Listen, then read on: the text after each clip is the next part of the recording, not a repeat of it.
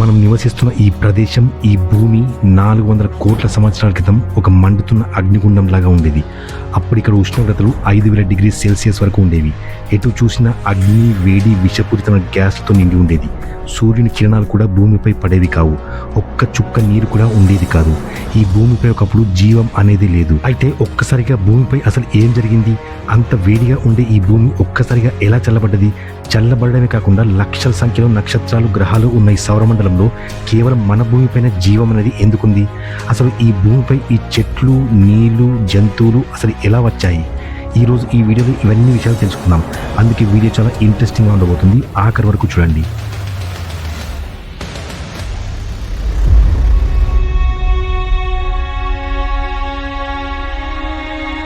Global charts Telugu ప్రేక్షకులకి స్వాగతం. కనీసం 6.5 బిలియన్ సంవత్సరాల క్రితం మన అంతరిక్షం డస్ట్ మరియు గ్యాసెస్తో కూడిన ఒక మేఘం మరియు ఒక నక్షత్రం తప్ప మరేవీ ఉండేవి కావు. అంతరిక్షం మొత్తం ఖాళీగా మరియు నిశ్శబ్దంగా ఉండేది.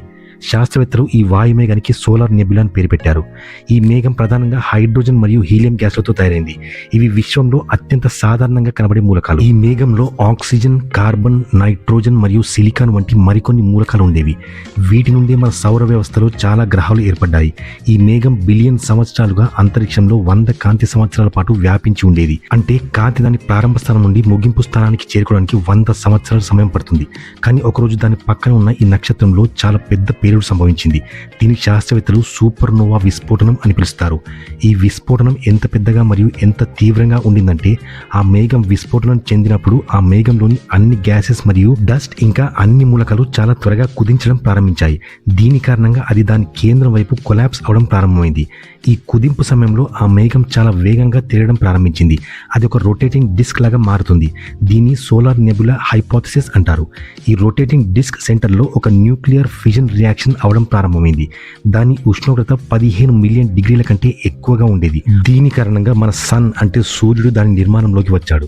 సూర్యుని లోపల కూడా న్యూక్లియర్ ఫిజన్ రియాక్షన్ తోని ఎనర్జీ, హీట్ మరియు లైట్ ఉత్పత్తి అవుతాయి. సౌర వ్యవస్థలోని ద్రవ్యరాశిలో 99.76% సూర్యునిలోనే ఉంది. మిగిలిన 0.14% అన్ని గ్రహాలు, చంద్రుడు మరియు ఆస్ట్రాయిడ్స్ రూపొందించబడ్డాయి.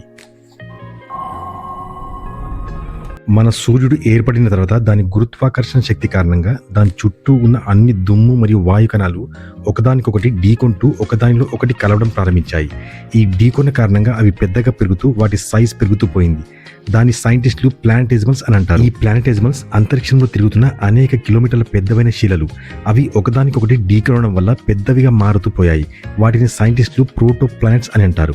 ఉదాహరణకి మన చంద్రుడు కూడా ఒక ప్రోటో ప్లానెట్. మొదట్లో మన సౌర వ్యవస్థలో సూర్యుని దగ్గర ఉష్ణోగ్రత చాలా ఎక్కువగా ఉండేది. లోహం మరియు శిలలు మాత్రమే దాని చుట్టూ తిరగగలిగేవి. అందుకారణంగానే ఈ 4 గ్రహాలు ఉనికిలోకి వచ్చాయి: మెర్క్యూరీ, వీనస్, మార్స్ మరియు మన ఎర్త్. ఈ 4 ప్లానెట్స్ ని సైంటిస్టులు రాకీ ప్లానెట్స్ అని పిలుస్తారు. ఆ సమయంలో ఈ గ్రహాలన్నీ కూడా ఒక నరకం లాంటి దృశ్యాన్ని కలిగి ఉండేవి. చుట్టూ మంటలు, వేడి, ఆకాశం నుండి పడుతున్న గ్రహ శకలాలు మరియు లావా సముద్రాలు ఉండేవి. మన భూమి ఉనికిలోకి వచ్చిన మొదటి దశలో మన భూమి మాల్టెన్ హాట్ లావాతో కప్పబడి ఉండేది. అందులోంచి విషపూరితమైన గ్యాస్లు వస్తూ ఉండేవి. అనేక రకాల గ్రహ శకలాలు భూమి ఉపరితలంపై ఢీకొంటూ ఉండేవి. ఈ ఆస్ట్రాయిడ్స్ భూమి ఢీకొట్టడం వల్లే మనకు నీరు లభ్యమైంది. ఈ ఆస్టరాయిడ్స్ సోలార్ క్లౌడ్ నుండి బయటకు వచ్చి మన భూమిపై పడినప్పుడు వాటి లోపల ఐస్ క్రిస్టల్స్ ఉండేవి. ఆ ఆస్టరాయిడ్స్ మన భూమి ఢీకొన్నప్పుడు వాటి లోపల ఉండే ఐస్ క్రిస్టల్స్ మన భూమి వేడికి ఆవిరై మేఘాలు తయారయ్యేవి. అలా మేఘాలు తయారై వర్షం కురిసేది. ఈ ప్రక్రియ వేల సంవత్సరాలు కొనసాగింది. మన భూమిపై ఈ ఆస్టరాయిడ్స్ ఢీకొనడం వల్ల మేఘాలు తయారై వర్షం పడడం, ఇలాంటి ప్రక్రియతో భూమి మెల్లమెల్లగా చల్లబడడం ప్రారంభించింది. అలా భూమి ఉపరితలం గట్టిపడడం మరియు పరిమాణంలో చాలా పెద్దగా మారడం ప్రారంభించింది. పై ఉపరితలం చల్లబడడం వలన ఇనుము మరియు నికిల్ వంటి భారీ లోహాలు భూమి యొక్క కేంద్రంలోకి అంటే కోర్లోకి వెళ్ళిపోయాయి. అలాగే ఈ సౌర వ్యవస్థలో ఈ 4 గ్రహాలతో పాటు సూర్యుని గురుత్వాకర్షణ శక్తి కారణంగా గ్యాసెస్ మరియు డస్ట్ కలిసి వేరే గ్రహాలు అంటే జూపిటర్, నెప్ట్యూన్ మరియు యురేనస్ లాంటివి ఫామ్ అయ్యాయి. వీటిని సైంటిస్టులు గ్యాస్ జైంట్స్ అని పిలుస్తారు. ఎందుకంటే వాటిలో ఎక్కువ భాగం గ్యాసెస్ మరియు డస్ట్ తో తయారవుతాయి. వాటి పరిమాణం పెద్దగా ఉండడం కారణంగా వాటి గురుత్వాకర్షణ శక్తి భూమి కంటే చాలా ఎక్కువగా ఉండడం వలన అంతరిక్షంలో ఉన్న గ్రహ శకలాలు భూమిపై పడడానికి బదులుగా ఈ గ్యాస్ జైంట్స్ ని ఢీకొనేవి. దీనివల్ల గ్రహ శకలాలు భూమిపై పడడం ఆగిపోయాయి. మన సౌర వ్యవస్థలోని ఈ గ్రహాలన్నీ ఏర్పడడానికి 1 కోటి సంవత్సరాలకు పైగా సమయం పట్టింది. ఆ తర్వాత మన సౌర వ్యవస్థ పూర్తయింది. కానీ అప్పటికీ మన భూమిపై ఇంకా జరగాల్సిన మరో విషయం ఉంది. అది భూమి యొక్క అయస్కాంత క్షేత్రం, మ్యాగ్నెటిక్ ఫీల్డ్. భూమి యొక్క మ్యాగ్నెటిక్ ఫీల్డ్ వలనే సూర్యుడి నుండి వచ్చే హానికరమైన రేడియో ధార్మిక సౌర జ్వాలలు అంటే రేడియో యాక్టివ్ సోలార్ ఫ్లేర్స్ నుండి మనల్ని రక్షించేది. దీనివల్ల క్యాన్సర్ లాంటి రోగాలు వచ్చే అవకాశం ఉంది. భూమి ఉపరితలం చల్లగా కావడంతో ఐరన్, నికిల్ వంటి ఎలిమెంట్స్ భూమి మధ్యలోకి అంటే కోర్లోకి వెళ్ళిపోయాయి. అవి భూమి మధ్యలో ఉండడం కారణంగా భూమి సూర్యుని చుట్టూ తిరగడం కారణంగా ఒక అయస్కాంత క్షేత్రాన్ని ఏర్పరుస్తుంది. భూమి యొక్క మ్యాగ్నెటిక్ ఫీల్డ్ అంతరిక్షంలో దాదాపు 65,000 మైళ్ళ వరకు విస్తరించి ఉంది. అది భూమి చుట్టూ ఏర్పడడానికి దాదాపు 1.5 బిలియన్ సంవత్సరాలు పట్టింది. ఈ అయస్కాంత క్షేత్రం నార్త్ మరియు సౌత్ పోల్స్ లో తక్కువ లెంత్ లో ఉండడం కారణంగా సన్ నుండి వచ్చే సోలార్ ఫ్లేర్స్ ఎర్త్ పైన ఈ 2 పోల్స్ వద్ద ఉన్న వాతావరణాన్ని తాకి అందమైన అరోరా లైట్స్ దృశ్యాన్ని మనకు అందిస్తాయి. మన భూమి సౌర తుఫాన్ను ఎదుర్కొనగలిగింది. కానీ భూమిపై ఇంకొక పెద్ద విధ్వంసం జరగాల్సి ఉంది. అది మన చంద్రుని ద్వారా. అవును, మనం నేడు జీవించి ఉండడానికి కారణం చంద్రుడు. మన భూమిపై జీవం రావడానికి కారణం చంద్రుడు. శాస్త్రవేత్తల ప్రకారం మన సౌర వ్యవస్థ ఏర్పడుతున్నప్పుడు దానిలో అంగారక గ్రహం పరిమాణంలో ఉన్న ఒక గ్రహం ఉండేది. అది దాని కక్ష నుండి విడిపోయి నేరుగా భూమి వైపు వెళ్ళి చాలా వేగంగా భూమిని ఢీకొంది.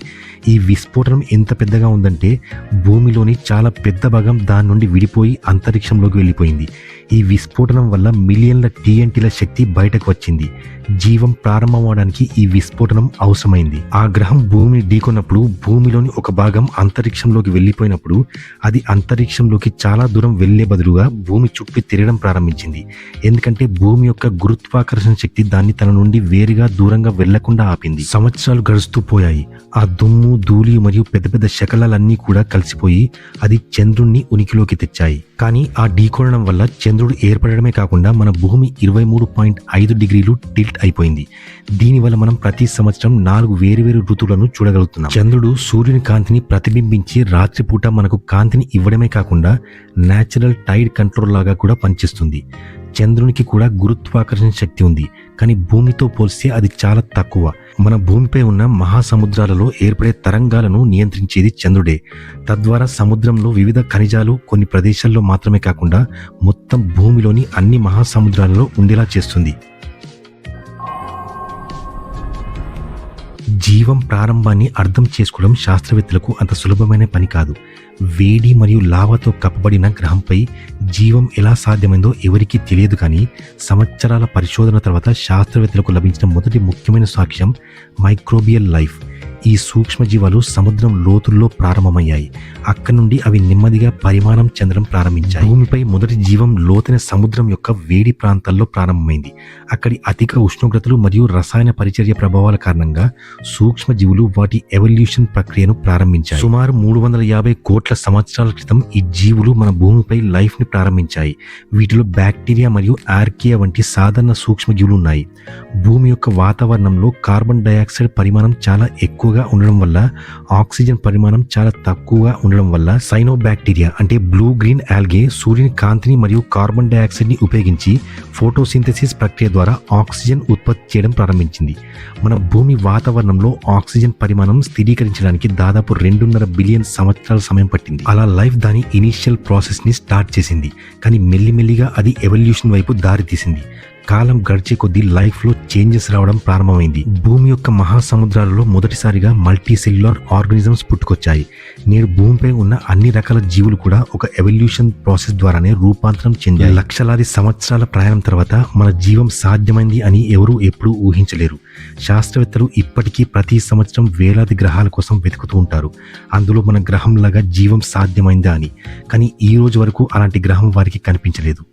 విశ్వంలో బిలియన్ల కొద్ది నక్షత్రాలు మరియు గ్రహాలు ఉండి కూడా భూమి అన్నిటికన్నా భిన్నంగా ఉంటుంది. ఇది ఈ రోజు వీడియో. ఈ వీడియో కనుక మీకు నచ్చినట్లయితే లైక్ అండ్ షేర్ చేయండి. అలాగే మన భూమి పైన కొన్ని మిస్టీరియస్ ప్లేసెస్ గురించి ఒక మంచి వీడియో చేశాను. ఇక్కడ క్లిక్ చేసి ఇప్పుడే చూడండి. ఇలాంటి ఎన్నో ఆసక్తికరమైన వీడియోస్ కోసం మా గ్లోబల్ చర్చ్ తెలుగు ఛానల్ని సబ్స్క్రైబ్ చేసుకోండి. మరో అద్భుతమైన వీడియోతో మేము ముందుంటాను. అంతవరకు సెలవు. నమస్కారం. Thanks for watching.